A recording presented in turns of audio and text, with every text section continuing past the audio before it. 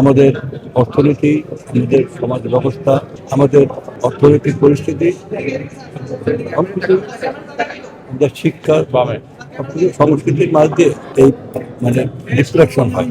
সংস্কৃত হচ্ছে পরিকাঠামোগত একটা, অতএব আমাদের পরিকল্পনা হচ্ছে সংক্ষেপেই যে আমরা একটা পরিস্থিতির মাঝে এই দেশটা একটা ধ্বংসপ্রাপ্ত অর্থনীতি, এখানকার শিল্প সাহিত্য সংস্কৃতি সবকিছুই আমাদের বিবেচনায় এই সময়ের দাবি হচ্ছে যেটা একটি ধ্বংসপ্রাপ্ত পরিস্থিতি থেকে নতুন করে জেগে উঠতে হবে।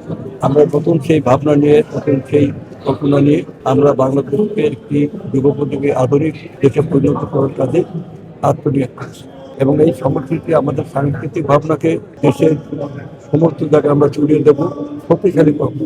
আমাদের সাথে সংযুক্ত এই এর সাথে শিল্পী, সাহিত্যিক, সাংবাদিক, কবি এবং বিভিন্ন শ্রেণী পেশার মানুষ, তাদের যে সংগ্রাম এবং সংগ্রামের যে সংস্কৃতি, সেটিকে আমরা সমর্থন করি।